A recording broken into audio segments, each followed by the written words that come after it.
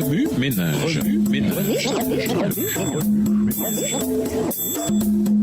Bienvenue dans votre émission Remue ménage. Nous voilà au dimanche 7 février, la source du repos éternel. Réflexion sur le premier sabbat. Lisons Genèse 2, le verset 2. Genèse 2, verset 2.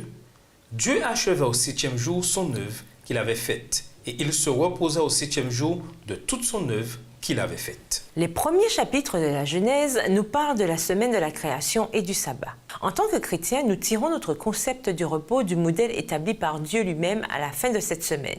Dieu se reposa non pas parce qu'il était fatigué, mais pour célébrer ce qu'il avait accompli les 6 jours précédents. Aujourd'hui, le repos du sabbat signifie la libération du travail quotidien. C'est aussi une célébration en souvenir du sabbat que Dieu célébra avec Adam et Ève après la création. Le péché menace, hélas, de corrompre l'ordre divin et de priver l'humanité de la libération et de la célébration que Dieu souhaite nous accorder.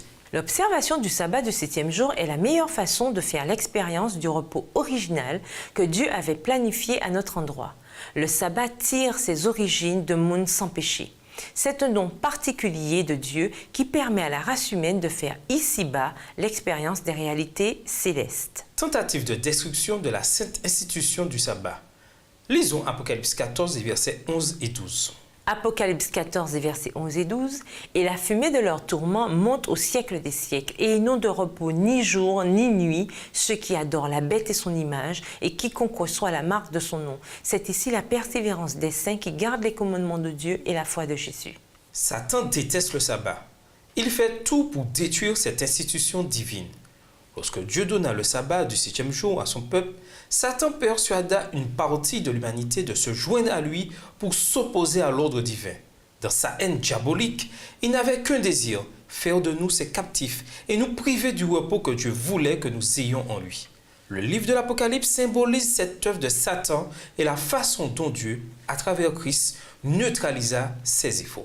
À la lumière de la prophétie d'Apocalypse 14, un choix personnel s'impose, recevoir la marque de la bête en désobéissant aux lois divines ou demeurer en Dieu par le Rédempteur. La Bible révèle clairement les conséquences qui attendent ceux qui adorent la bête et son image. La fumée du feu qui les tourmente s'élève pour toujours. Ils sont privés de repos de jour comme de nuit, ceux qui adorent la bête et sa statue, et quiconque reçoit la marque de son nom. Apocalypse 14, verset 11. On récolte toujours ce que l'on sème. Lisons Matthieu 13, versets 3 à 8. Matthieu 13, versets 3 à 8, il leur parla en parabole sur beaucoup de choses et il dit « Un semeur sortit pour semer. Comme il semait, une partie de la semence tomba le long du chemin, les oiseaux vinrent et la mangèrent.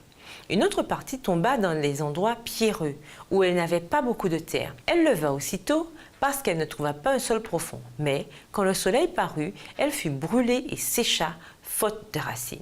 Une autre partie tomba parmi les épines. Les épines montèrent et l'étouffèrent. Une autre partie tomba dans la bonne terre. Elle donna du fruit, un grain 100, un autre 60, un autre 30. La parabole du semeur souligne, d'une certaine manière, l'effet du grand conflit sur la dissémination et la survie de l'évangile dans le cœur humain. Tandis que les pasteurs chrétiens s'efforcent de répandre la semence de l'évangile, certains la reçoivent et la cultivent, d'autres la rejettent. Satan fait l'impossible pour que ceux qui entendent le message évangélique ne prennent jamais les mesures qui s'imposent. Heureusement, Dieu a un reste. Au cœur même du conflit, ses croyants fidèles gardent les 10 commandements, quelle que soit leur situation. Ils ne sont pas une pierre inerte sur le sol ou un sol dur, non labouré, tel un sol fertile. Ils fournissent les nutriments permettant à la semence de l'évangile de grandir dans le cœur et l'esprit de tous ceux qui la reçoivent. Bâtir sur le roc. Lisons Matthieu 7, les versets 21 à 27. Matthieu 7, les versets 21 à 27. « Ceux qui me disent « Seigneur, Seigneur » n'entreront pas tous dans le royaume des cieux, mais celui-là seul qui fait la volonté de mon Père qui est dans les cieux. Plusieurs me diront en ce jour-là « Seigneur, Seigneur, n'avons-nous pas prophétisé par ton nom? N'avons-nous pas chassé des démons par ton nom? Et n'avons-nous pas fait beaucoup de miracles par ton nom? » Alors je leur dirai ouvertement « Je ne vous ai jamais connus. Retirez-vous de moi, vous qui commettez l'iniquité. » C'est pourquoi quiconque entend ces paroles que je dis et les met en pratique sera semblable à un homme prudent qui a bâti sa maison sur le roc. La pluie est tombée, les torrents sont venus, les vents ont soufflé et se sont jetés contre cette maison. Elle n'est point tombée parce qu'elle était fondée sur le roc. Verset 26. Mais quiconque entend ces paroles que je dis et ne les met pas en pratique sera semblable à un homme insensé qui a bâti sa maison sur le sable. La pluie est tombée, les torrents sont venus, les vents ont soufflé et ont battu cette maison. Elle est tombée et sa ruine a été grande. Le grand conflit est comme un orage qui se déchaîne sur une ville. Seules les maisons dont les fondations sont solides peuvent résister à sa fureur. La Bible nous invite à construire notre vie spirituelle sur Jésus-Christ, le roc. Dans les psaumes, David écrit ceci: « Le Seigneur est pour moi un roc » Psaume 18, le verset 3. Dans le Nouveau Testament, Paul déclare « Ce rocher était le Christ » 1 Corinthiens 10, le verset 4. Ces enseignements montrent clairement que les chrétiens ne pourront survivre au grand conflit que s'ils bâtissent leur maison spirituelle sur Christ, le rocher. Ce conflit fait rage partout, même au sein de l'Église. De nombreux chrétiens se sentent en sécurité simplement parce qu'ils sont dans l'Église. Cependant, si nous voulons infliger une grande défaite à l'armée ennemie, il faut que le Saint-Esprit habite en nous et nous donne la force de refléter le Christ dans notre vie quotidienne. Dans le Sermon sur la montagne, Christ condamna l'hypocrisie. Dieu n'est pas impressionné par notre apparence extérieure si, dans notre cœur et notre esprit, nous entretenons la haine, la malice, l'orgueil et la convoitise. Toutes ces choses nous empêchent de faire l'expérience du vrai repos en Christ. Une bonne nouvelle. Lisons Matthieu 28, verset 20. Matthieu 28, verset 20. « Et enseignez-leur à observer tout ce que je vous ai prescrit.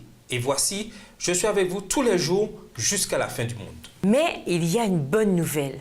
Au sein de toutes les difficultés que nous rencontrons en tant que chrétiens, nous avons l'assurance de ne pas être seuls. Notre Sauveur nous a laissé cette merveilleuse promesse. Et sachez-le, je vais être avec vous tous les jours jusqu'à la fin du monde. Matthieu 28, le verset 20. C'est cette bienheureuse espérance, cette assurance et ce repos que nous avons pendant que nous combattons dans le grand conflit.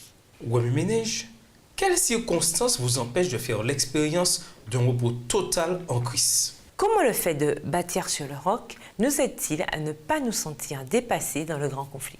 Un cœur dur peut-il être changé en un cœur réceptif, en un cœur qui se conforme aux enseignements du Christ?